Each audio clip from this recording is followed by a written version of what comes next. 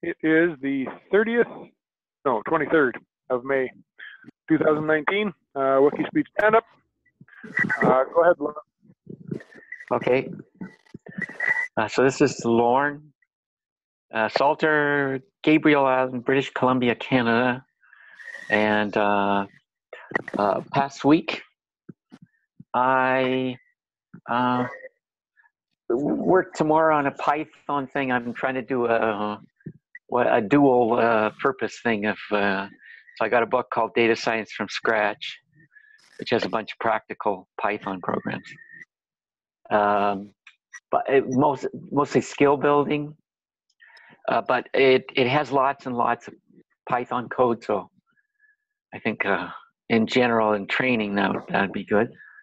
I proposed a name for the woodcock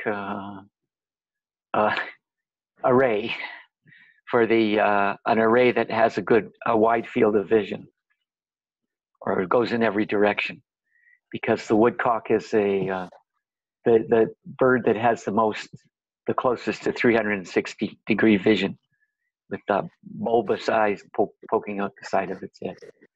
And that is all I can think of for now. I did talk to a friend who does software and computers programming about some of the things I was doing, and we just kind of chatted about different stuff, and that was peripherally relevant. Also, okay, coming week, I think I've solved a health problem that was kind of slowing things down, and so I'm going to be optimistic, and I hope to get the report for last year done before we have the financials for this year available. And let's see. Also this week, I was going to try and actually stick the my roll cage on and test it by rolling it so to see if it doesn't wreck the electronics. And I think I really just want to catch up with what Michael's doing, and start to look at ordering an Arduino, and actually, or not an Arduino, a Raspberry Pi, and a hat maybe, or a little kit with stuff. And I'm ordering 2 Raspberry Pis because one of the caregivers who comes here, he often brings her, I don't know what, he's 11-year-old, and he's really good with, he's really interested in math, science, and things like that, but he doesn't have his own computer. And so I told him about Raspberry Pi. So I said, because a lot of people here don't trust online ordering and stuff like that, so I order stuff for people and help them, especially if it's technical, to get what they want or need. So I'm probably going to be ordering a couple of kits. I don't. It may be the same as mine, or it may be a little different. He was very interested in using it as a TV, as a Apple TV type, there's another name for them anyway. Used as a entertainment computer, basically. And blocks are still health. And I'm still doing various tax things, or things for the upcoming year taxes, and red tape. Actually, I'm taking on a bunch of stuff, and my bathroom's still not done. Basically, everybody's disappeared who was working on it, so I have piles of tile and cement, and it's like a hazard to go into it's not a bathroom, it's a laundry room that going to have a half bath in it. Anyway, so that's a block. In terms of blocks that people could help with, I would like to kind of focus and set a time. Like I have a goal of having something that will run with me, like a larger rock crawler that could run with me, and that run is a 10K, including a very steep grade on August the 5th or so, early August. So that's it for me. Okay, Michael Wolchuk in Saskatoon. What have I done last week? Posted the stand-up. I voted and invited a couple of new members to the group.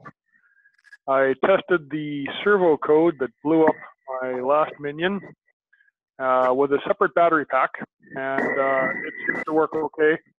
My new Arduino is called a Pro Micro, so I have the code listed under that RW Pro Micro Servo. Posted a couple of demos with the sweep program that comes and shows you how to use the servo, and then the Pro Micro, where it just stops at 3 different locations and is pretending to wait for sonar. Then I tested the sonar, just giving a rolling update on how far away the sonar is from a target. Seems to work pretty well. I got another video posted for that. Did some editing because there was 3 videos that I ended up putting together, and they were posted along with the code to both GitHub and to Wiki Project. So the demo has actually 3 new little videos to watch. For next week, I'm trying to get the beacon code working, which is when I mentioned that I had trouble with serial communication between the Arduinos. Not sure what I'm doing wrong there. Take video and post it. Drop a schematic for the infrared diodes and sensors. So once I've got the serial working wire to wire, I guess hardwired, I'll try to get it working with the beacons and post everything to YouTube and GitHub. So walks, just the serial communication is annoying me, but besides that, nothing I think you can help with anyway. And that should be about it for me.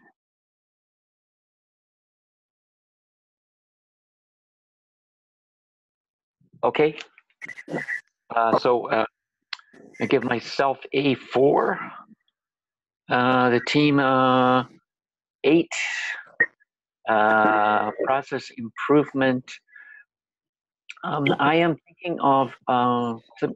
I don't know if we have like in Scrum we don't have, I don't think, like deadlines, but as an aspirational goal, like I said, I'm hoping to have something to take on a 10K run in August. I'm hoping that will kind of. I don't want to push myself or anything, but I'm just thinking that is something that could happen if things fall into place nicely.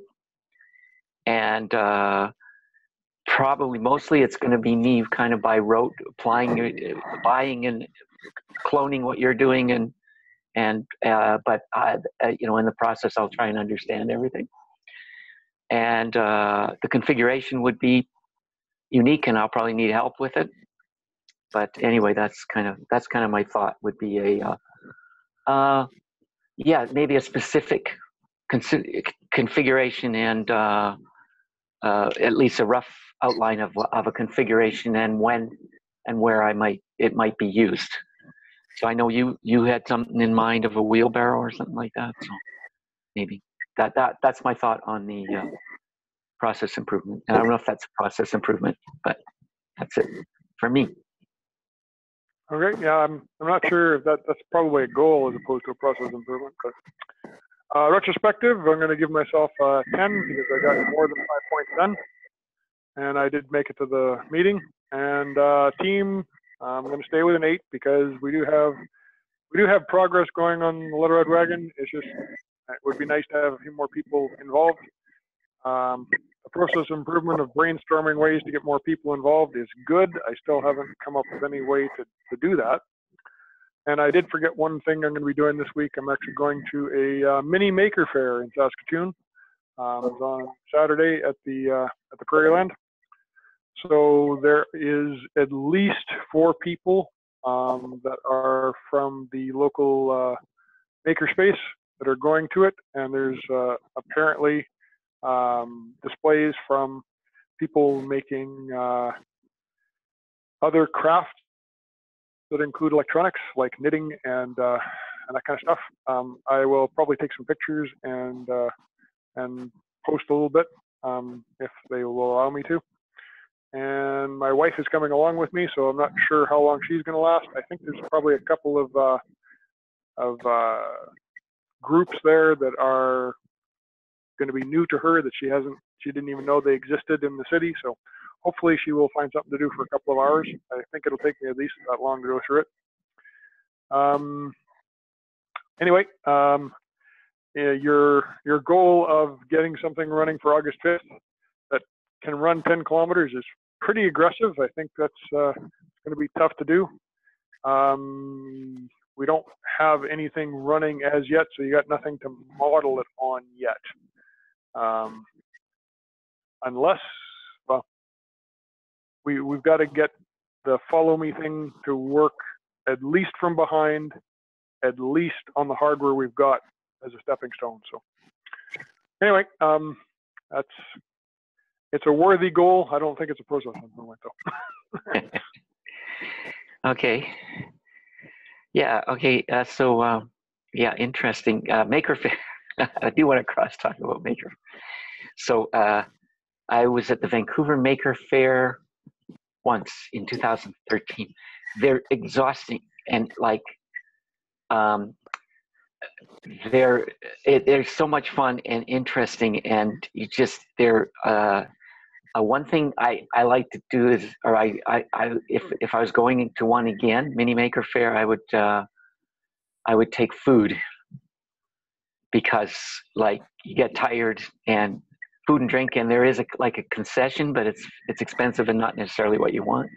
Usually there's a concession, but yeah, so it's like intense because the people are so excited to show you their stuff. And I mean, the 2013 there was a guy showing the kinds of drones they have now. It was just incredible, just unimaginable things. And then I highly recommend it, and I've taken Christine to them, and like she loved them. One of my favorite ones at a Maker Fair in California was it's called Crab Foo. It's a steam-powered robot, which he wasn't allowed to run because there's a lot of restrictions around steam in the public now. But the guy was really interesting. He programs a really popular game. Gosh, I'm trying to remember what it's called. Anyways, but then he also started doing hardware. Anyway, so I'm really looking forward to hearing from you. What date is it? It's on Saturday. Oh, cool. Man. And Saskatoon, my impression is Saskatoon has a lot going on with, and has for decades. Well, there's certainly a lot of stuff to do in the city. I end up going to the lake a lot in the summer, so I miss most of it. But you hear a lot about, and they report on it. It's kind of nice. Taking food, good tip. I will try and remember to take something relatively nutritious and not too fattening. But just taking it exercise, your brain gets going and you get hungry like you do when you're programming or building. It uses energy, and it's really stimulating talking to people. And my experience has been that everybody there is really excited about showing the stuff that they've got. Mhm. and sharing and answering questions. The ones I've been to have been really, really enjoyable. Okay. I'm hoping that my wife finds something to do for a while because I think we're only going to have the one vehicle. So Yeah. if she's not as engaged as I am, I could get, well, I guess she could probably go do something else for a while and come back. But we'll hope that she's engaged. Yeah, no, the ones I've been to also have a lot of crafts. They also have the wearables. Mm-hmm. And so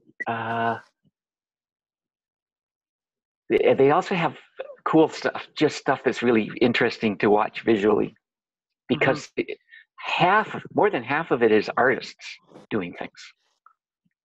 Yes, there's supposedly people doing jewelry, people doing stained glass. I don't know what that has to do with makers. I guess I'll find out.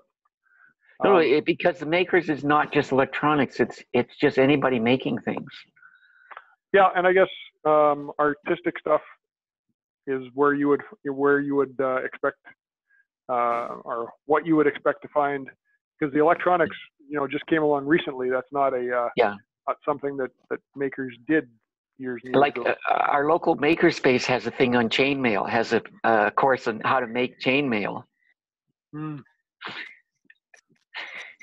And so I've seen them doing the jousting or sword battles with their chainmail at Maker Fair. Oh, a demonstration? Okay. Yeah. That would be interesting.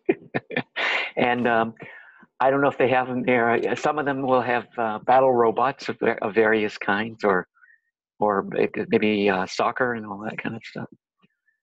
I'm pretty sure that the makerspace is going to have sumo. Yeah. That's one of their right. things that they sponsor. Yeah. Okay. Well, I'll want a report back. Definitely, I'll be really interested in hearing about it. Oh, I'm going to take my headset and a couple of phones and maybe a tripod, and we'll see what kind of information I can gather. People don't like being interviewed, generally speaking. They run away from it, and the people that don't run away from it give you some really good stories. Yeah. Okay. Cool. Okay. Yeah, so that's all I got. Yeah, we will talk to you next week, and hopefully I can post some video in between. Okay. Do you know, is Nutana Bakery still there in Saskatoon? Yep. Is this the season for Saskatoon berry pie?